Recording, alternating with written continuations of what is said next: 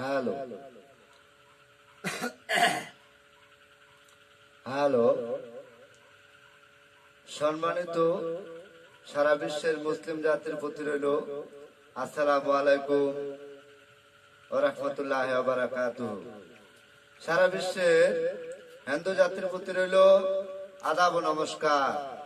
অন্যান্য জাতির প্রতি রইল আন্তরিক শুভেচ্ছা ও ভালোবাসা।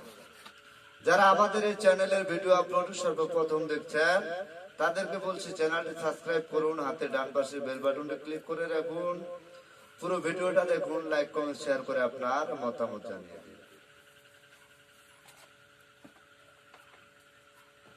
হ্যালো সম্মানিত শুধু দর্শক শ্রোতা, এদিকে আসুন। আজকে অনেকদিন পর সরাসরি ভিডিও লাইভে এসেছি। তার একটাই কারণ, সেটা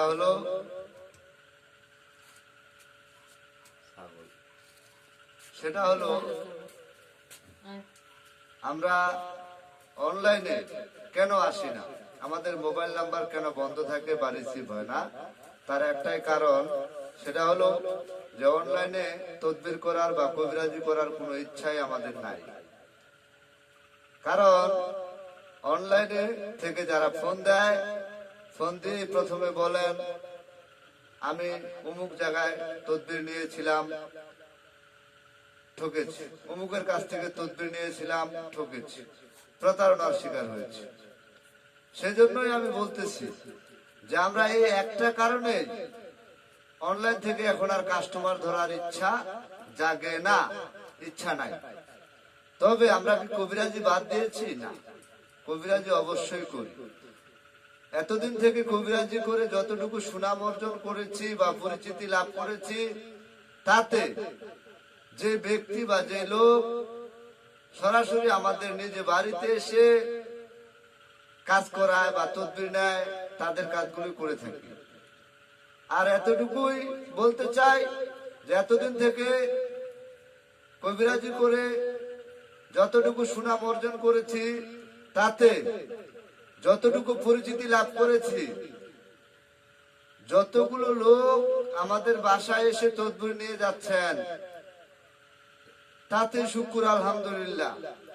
কেননা যে পরিমাণে লোক আমাদের বাসায় আসে এবং তদবির নেয় সরাসরি, তাদেরকে নিয়ে আমরা ব্যতিব্যস্ত থাকি এবং তাদেরকে যে তদবির গুলো দেওয়া হয় সেগুলো দিয়ে মনে করেন আমরা ডাল ভাত খেয়ে খুব সুখে আছি আলহামদুলিল্লাহ।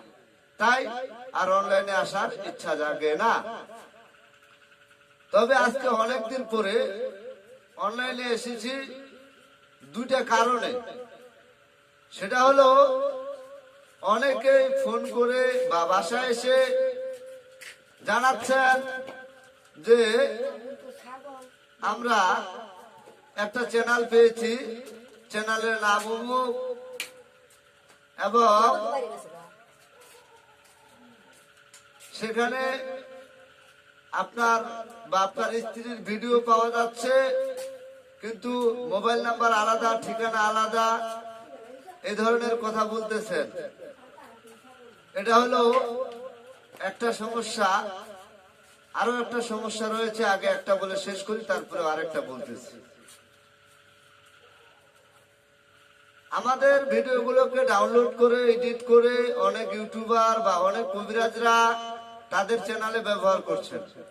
কিছু কিছু ইউটিউবার হয়তো তাদের চ্যানেলকে ফেমাস করার জন্য ব্যবহার করছেন, ভালো কথা।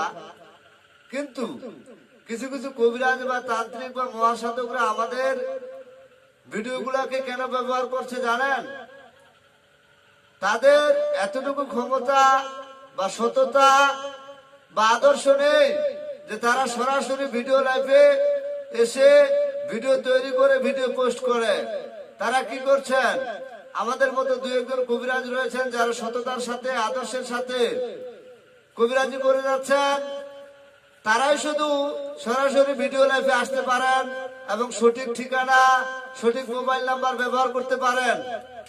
আর এই যে প্রতারক কবিরাজ তান্ত্রিক মহাসাধকরা সেই সুযোগটাকে ব্যবহার করছেন আমাদের মতো লোকদের ভিডিওগুলোকে ডাউনলোড করে এডিট করে তারা তাদের চ্যানেলে ব্যবহার করছেন এবং তাদের মোবাইল নাম্বার দিচ্ছেন। কিন্তু অনেক কাস্টমাররা হয়তো আমাদেরকে চিনেন, আমাদের ভিডিও দেখে বিশ্বাস করে ফেলেন। 1 নাম্বার।